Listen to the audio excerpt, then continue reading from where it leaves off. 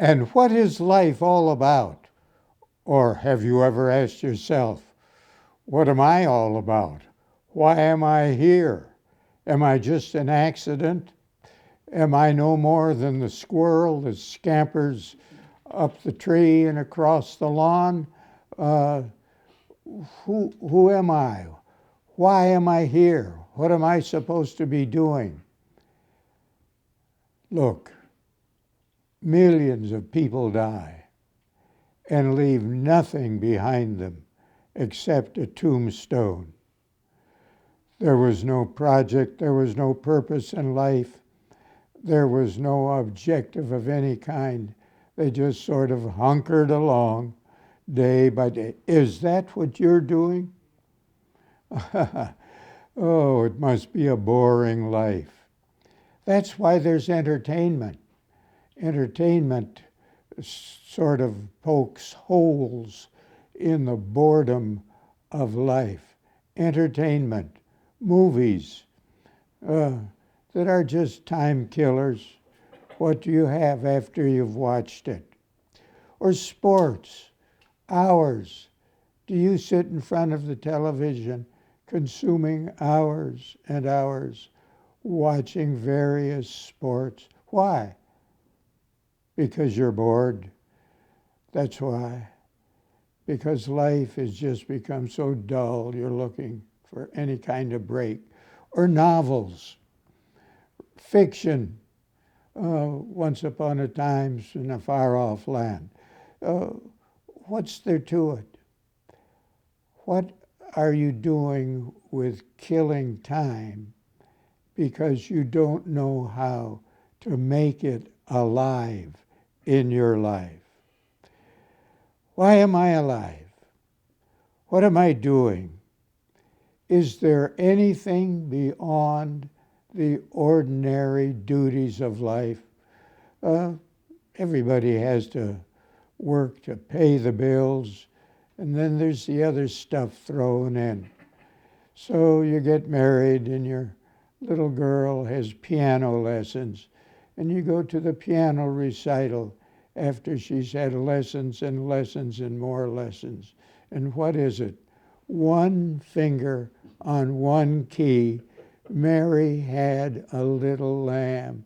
Its fleece was white as snow, and everywhere that Mary went, the lamb was sure to go. Boy, life has to be more than that. It has to be more than getting yourself out to see your son play in little league games, and he's struggling to swing the bat at the same time the ball comes past. You know he's never going to be in the big leagues. What is this all about? And so we stumble along from day to day to see what life will hold for us. Oh my. Life can be dynamic instead of dull. It can be fulfilling instead of being frustrating. Have you yet started really to live? You have not started to live, my friend, until you're looking through the God window in your life. God has had his hand on you from the start. He cares about you. He loves you. He sent his son to die for you. So those gruesome nights of sin and the guilt that hangs on you becomes but a dim memory as you come to Jesus Christ and accept him as your Savior and begin a new life in Jesus Christ. Now, having received Jesus Christ as your Savior and your Lord, your life has possibilities.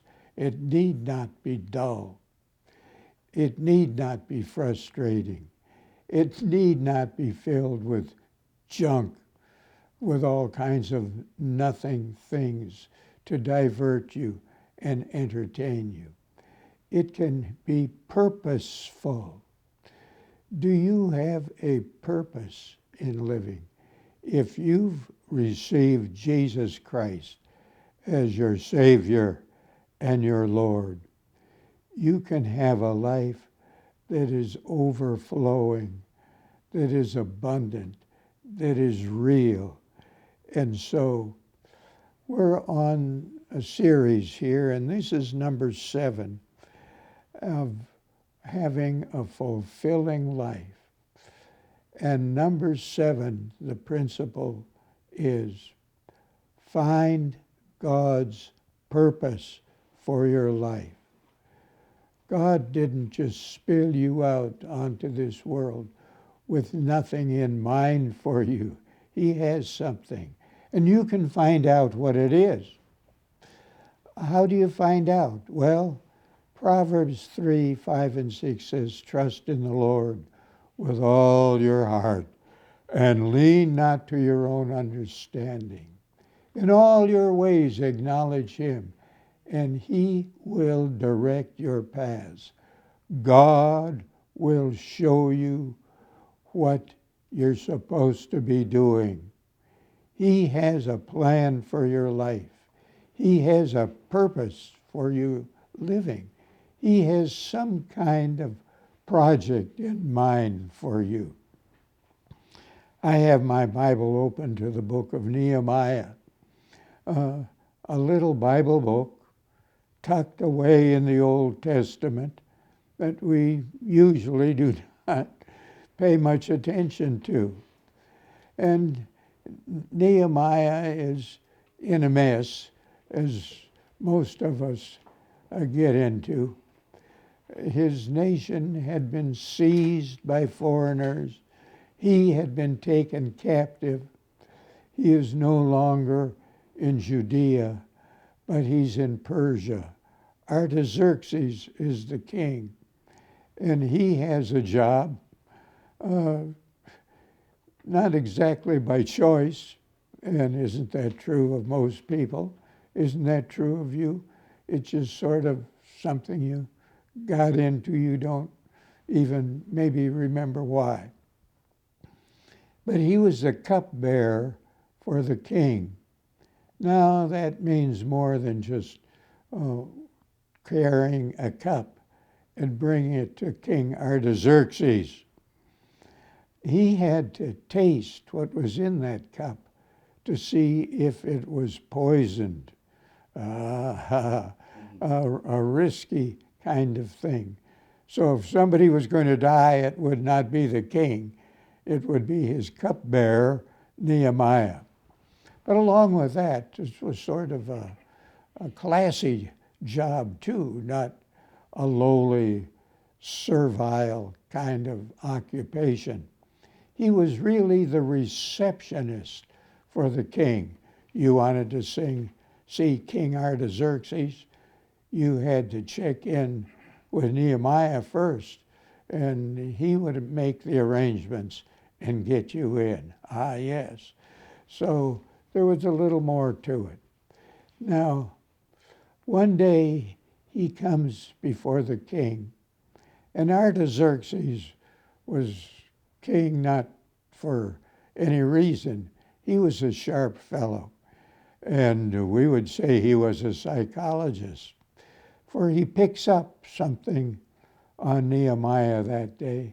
He says, "Why are you so sad today? Usually when you come in here, you're on the happy side of life. You're joyous, but today you're a gloomy man. What's getting to you, Nehemiah?" Well, Nehemiah tells him the story, why he's sad, and he had good reason to be sad. He says, "There were some fellows who came from my country, from Judea, and as they talked, I heard what they said, that the walls of Jerusalem were broken down. The gates had been burned with fire, and the whole place is a mess. It's in a shambles, King Artaxerxes, and that's why I'm so sad. And I would like to do something about this." Ah, there. The light has been lit. He has seen something that needs to be done. The walls need to be rebuilt. The gates need to be replaced. And he says, King Artaxerxes, if you could give me a leave of absence, I would like to go back. Well, when would you want to go? The king says. He gives him a time to go. And he says, by the way, I'll need your help with a couple things. I'll need letters from you for the governors whose territory I must pass through, so they do not obstruct me. And I'm going to need beams and timbers to replace the gates. So I'm going to need a letter from you to Asaph, whom you've appointed in charge of the forests, so I can get timber for this project. He gets the letters. He prepares for the trip. He goes. He's not sad anymore. He's smiling. His footsteps are light. He has a long, tiring journey, but he's eagerly going. This is what he wants to do. Amazingly, Nehemiah now has a purpose for living beyond just the routine. And you too should and can have a purpose for living. What do you think? You're alive just to mow the lawn, to wash the dishes, to vacuum the floor, to wash the car, to pay your taxes, to run the kids to this event and that event and chauffeur them around the neighborhood. Oh, you're alive for more than all of this. Yes, we need to do the routine things of life. Yes, we need to take care of the ordinary stuff. Everybody does. But there's something beyond this for you, and God has it for you. And you need to get your eyes open with God's help so you can see what he has. And so Nehemiah is off to build the walls. Well, the first thing he does is survey the work. He goes at night when others aren't around so he can see what needs to be done. It is a wondrous mess. The stones are broken down. The walls are crumbled. The gates have been burned with fire, and nothing but the ashes are left. This he sees after taking his midnight tour is a task that he cannot do all by himself. And, my friend, if what you think is your purpose in life, if what you think is your task to accomplish, you can do it solo, all by yourself, then your task is too small. You've taken the measure of it. It does not measure up for sure. That what God has for you is bigger than you are. You're going to have to involve other people. And so Nehemiah is on his recruiting. He gets somebody, he finds people who live in the city of Jerusalem and says, look, you're unprotected from enemies. If someone should come, the wall by your house is broken down. Will you repair that piece of the wall? He goes to the next house. The wall by your house is broken down. Will you repair that part? Someone else lives by the gate. Look, there is no gate. Enemies can come in. Your family could be destroyed. Will you help rebuild that gate with the fellow who lives on the other side. And so he recruits all these people. And he has people out in Asaph's forest cutting timbers for the gates.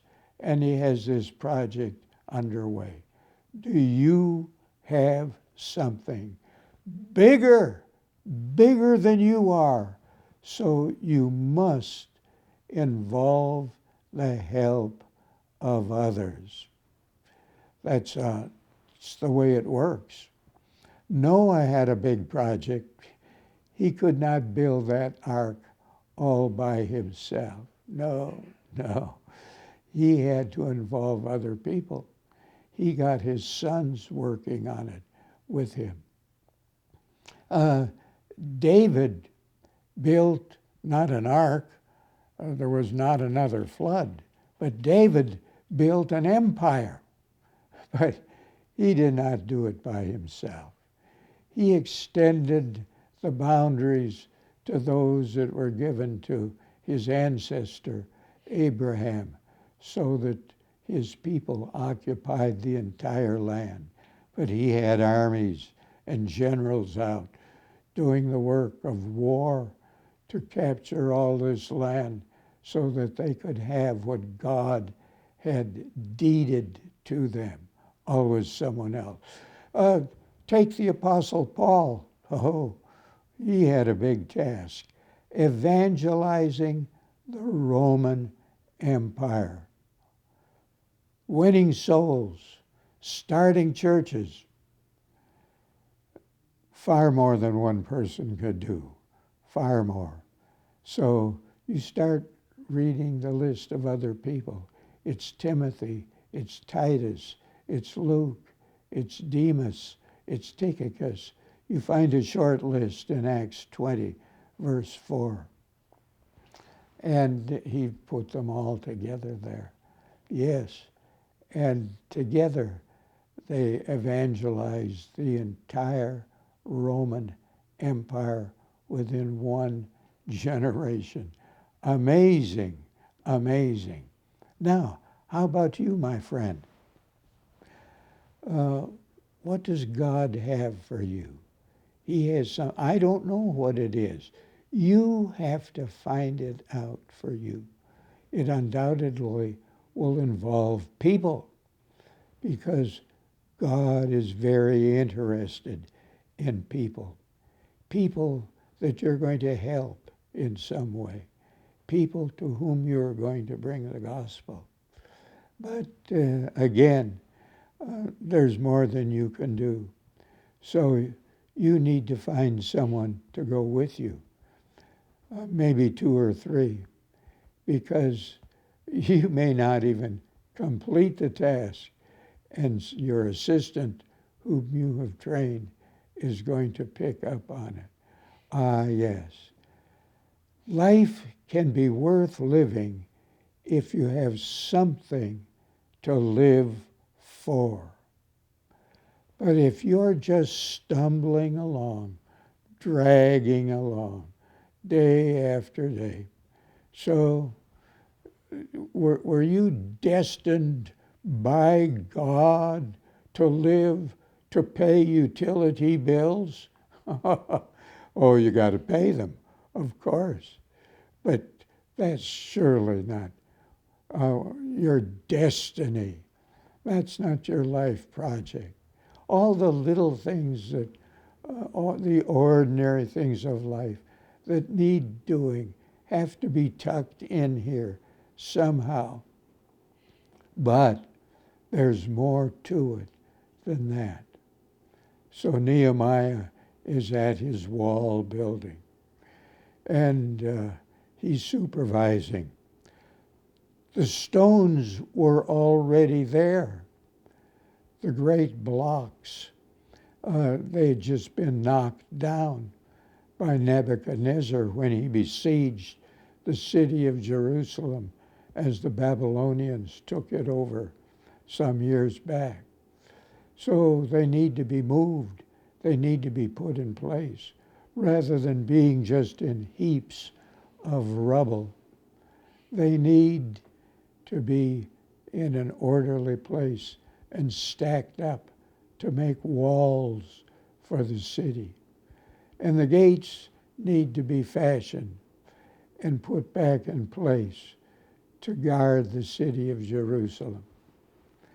Perhaps the project in your life is straightening out what someone else has messed up or destroyed. Well, that's a worthy project too. Perhaps it's picking up lives that Satan has destroyed and scattered and knocked apart until they seem broken and useless. And God says, hear these people. They've had problems. They fell to the problems. And now they need you to come alongside of them and pray for them and encourage them and win them to myself and get them living a proper, useful Christian kind of life. Oh, you must have something to do more than the routine, more than the usual. You say, but look, I'm old. I've lived my life. I sort of missed it, I guess. And what you're talking about sounds great, but my life is behind me, not ahead of me. Wait. Think about Moses.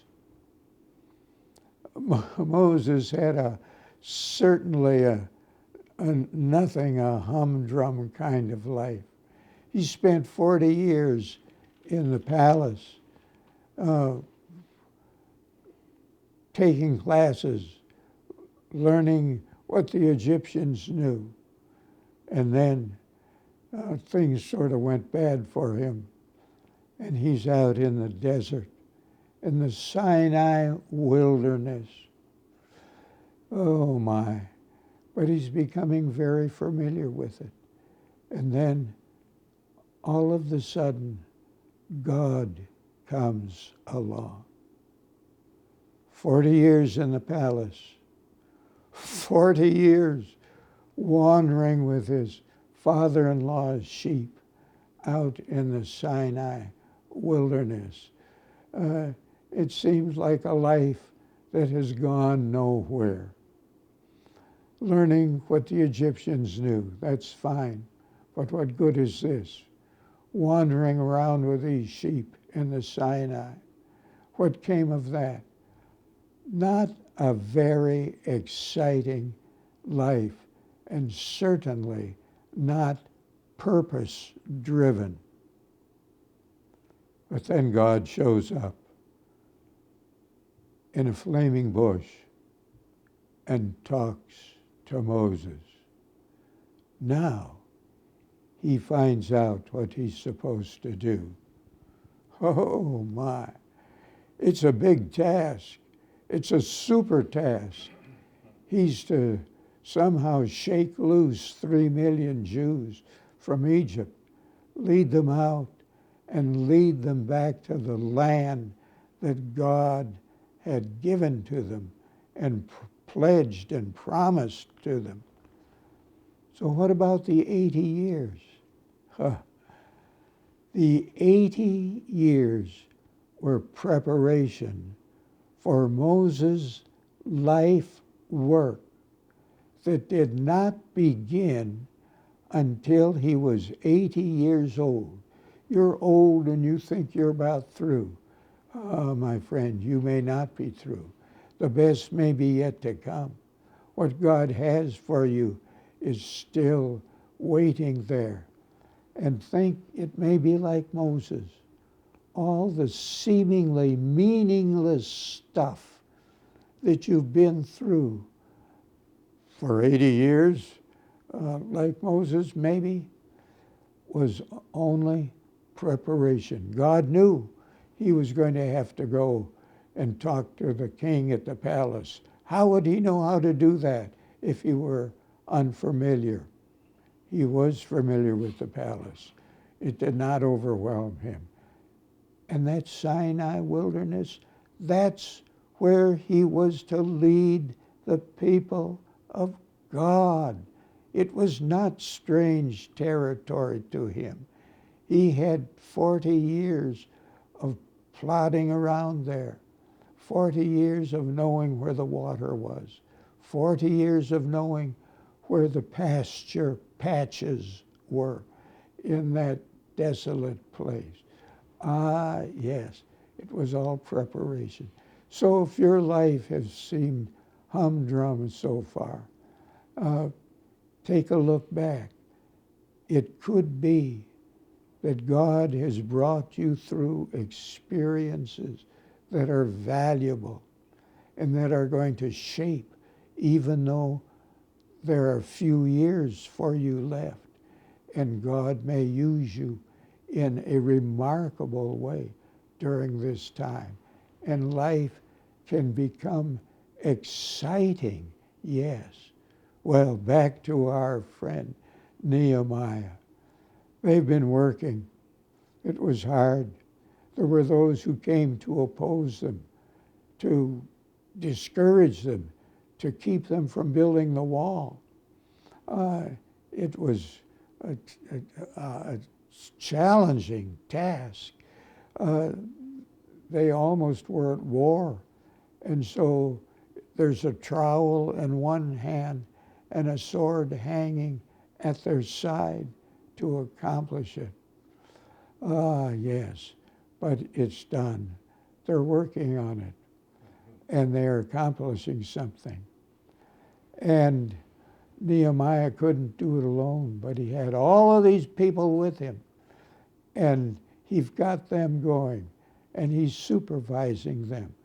And amazingly, the entire wall is completed in only 52 days because Nehemiah led it and because Nehemiah supervised it and Nehemiah encouraged the people there. And when Nehemiah died, he left behind more than a tombstone. He left behind a repaired city, new gates, walls rising up for protection. And he discovered that life had meaning, it had purpose, and so he dies knowing he did well.